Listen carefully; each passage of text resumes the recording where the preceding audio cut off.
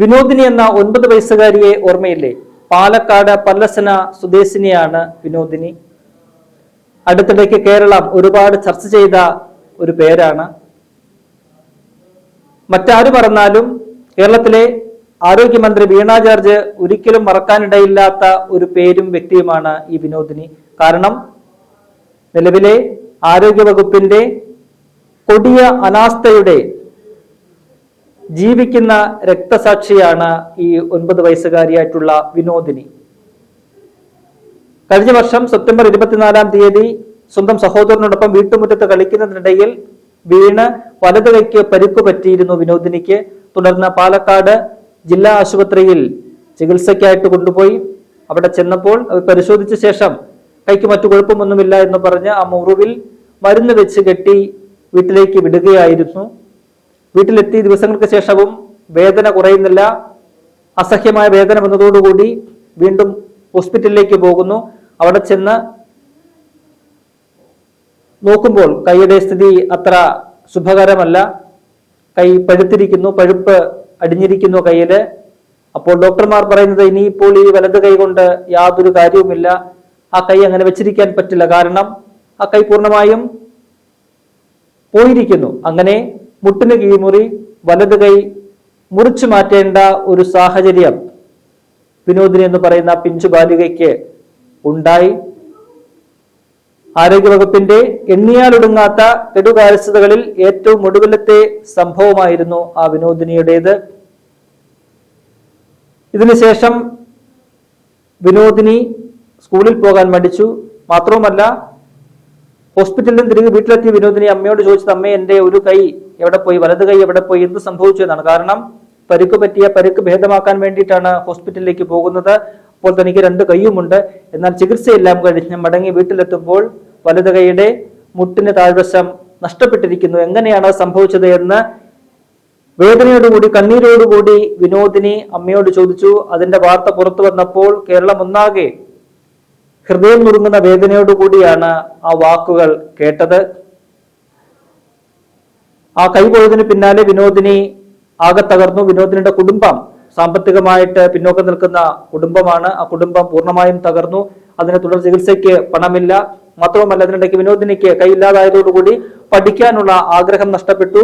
സ്കൂളിൽ പോകാൻ മടിയായി. അങ്ങനെ സ്കൂളിൽ പോകാതെ നീങ്ങുന്ന ഒരു കാഴ്ച കണ്ടു.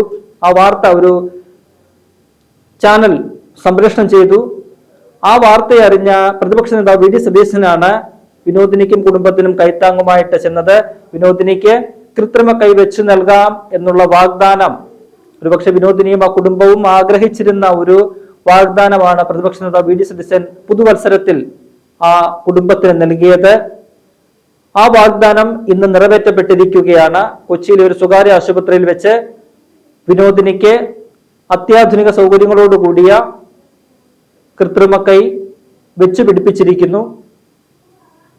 സ്വിച്ചിന്റെ സഹായത്തോടുകൂടി പ്രവർത്തിപ്പിക്കാവുന്ന, യഥേഷ്ടം കൈ അനക്കാവുന്ന രീതിയിലുള്ള ഒരു സംവിധാനമാണ് സജ്ജമാക്കിയിരിക്കുന്നത്.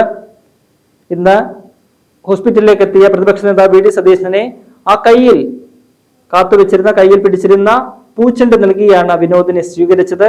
മാത്രവുമല്ല, നേരത്തെ പറഞ്ഞ പോലെ വിനോദിനിയുടെ കുടുംബത്തിന്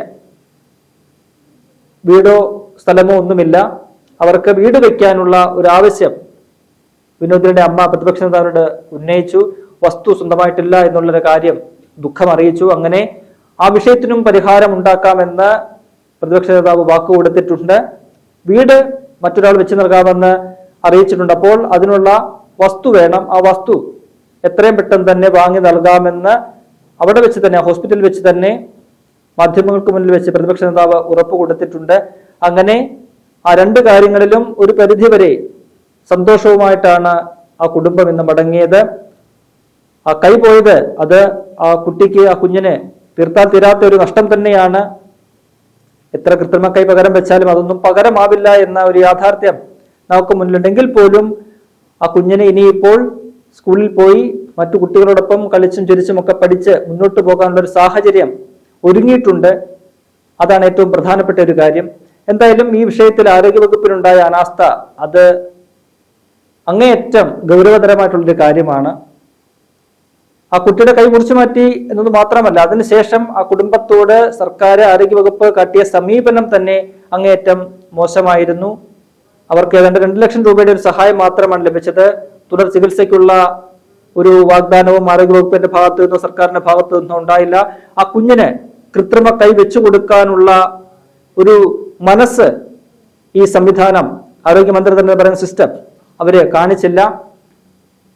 വാർത്തയിലൂടെ അറിഞ്ഞ് പ്രതിപക്ഷ നേതാവ് ഈ വാഗ്ദാനം മുന്നോട്ട് വെക്കുമ്പോൾ അതിന് തൊട്ടു പിന്നാലെ ഞങ്ങൾ ചെയ്യാം, ഞങ്ങൾ കൈവച്ചു തരാം എന്ന് പറഞ്ഞുകൊണ്ട് ആരോഗ്യമന്ത്രി ഒരു പ്രഹസനമാകുന്ന രീതിയിലുള്ള ഒരു പ്രസ്താവനയുമായിട്ട് രംഗത്ത് വരുന്നത് കേരളീയ പൊതുസമൂഹം കണ്ടതാണ്. പ്രതിപക്ഷ നേതാവ് വാഗ്ദാനം ചെയ്തതിന് പിന്നാലെ എന്തിന് ആരോഗ്യമന്ത്രി അത്തരമൊരു വാഗ്ദാനവുമായിട്ട് രംഗത്ത് വന്നു എന്നൊരു ചോദ്യമുണ്ട്.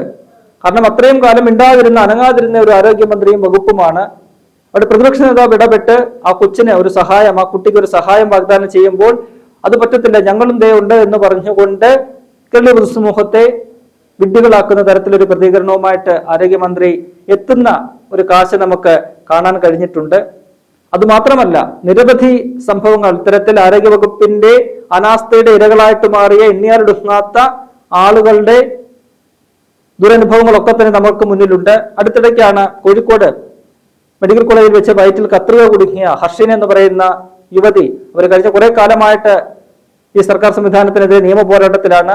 കുറ്റക്കാർക്കെതിരെ നടപടി വേണം, തന്റെ തുടർ ചികിത്സയ്ക്കുള്ള സഹായം വേണം എന്നൊക്കെ ആവശ്യപ്പെട്ടുകൊണ്ട് അവർ സമരത്തിലാണ്. ഇപ്പോൾ ആരോഗ്യമന്ത്രിയുടെ തിരുവനന്തപുരത്തെ ഔദ്യോഗിക വസതിക്ക് മുന്നിൽ അവർ സമരം നടത്തുകയാണ്.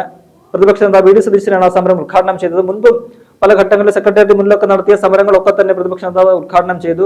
എന്നാൽ ഇന്ന് അദ്ദേഹം പറഞ്ഞത് പല സമരങ്ങളും താൻ അവരുടെ ഉദ്ഘാടനം ചെയ്തിട്ടുണ്ട്, അങ്ങനെ സമരം ഉദ്ഘാടനം ചെയ്ത് മടങ്ങിയിട്ട് കാര്യമില്ല, അവരുടെ ചികിത്സാ ചെലവും താൻ നേരത്തെ തന്നെ ഏറ്റെടുത്തിട്ടുണ്ട്, അടുത്തിടയ്ക്ക് അവരുടെ ചികിത്സാ സഹായവും താൻ ഏറ്റെടുത്തു വരുന്ന കാര്യവും അദ്ദേഹം ഇന്ന് മാധ്യമങ്ങൾക്ക് മുന്നിൽ പറയുന്നുണ്ട്.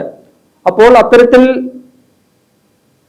ആരോഗ്യവകുപ്പിന്റെ കെടുകാര്യസ്ഥതയ്ക്കെതിരെ ശക്തമായിട്ട് രാഷ്ട്രീയമായിട്ട് പോരാടുന്ന സമയത്ത് മറുവശത്ത് അതിന്റെ ഇരകളാകുന്നവർക്ക് കൈത്താങ്ങാകാനും കേരളത്തിന്റെ പ്രതിപക്ഷ നേതാവ് വി ഡി സതീശന് കഴിയുന്നുണ്ട്. അദ്ദേഹം അതിന് തയ്യാറാകുന്നുണ്ട് എന്നതാണ് ഏറെ പ്രധാനപ്പെട്ട ഒരു കാര്യം.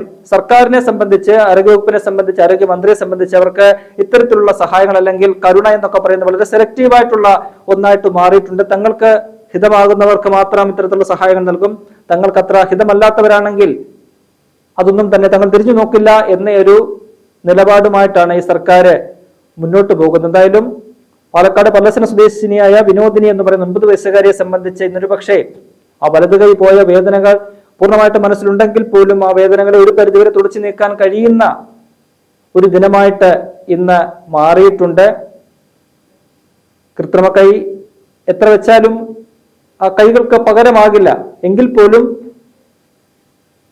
ആ കുഞ്ഞിന് മറ്റു കുട്ടികൾക്കൊപ്പം സ്കൂളിൽ ചെന്ന് പഠിക്കാനും തൻ്റെ സ്വപ്ന ലോകത്തേക്ക് ചിറകടിച്ചുയർന്ന് പറക്കാനും ഒക്കെ തന്നെ ഇന്നത്തെ ആ ഒരു നീക്കത്തിലൂടെ, അത്തരമൊരു നടപടിയിലൂടെ കഴിയുമെന്ന കാര്യത്തിൽ സംശയമില്ല.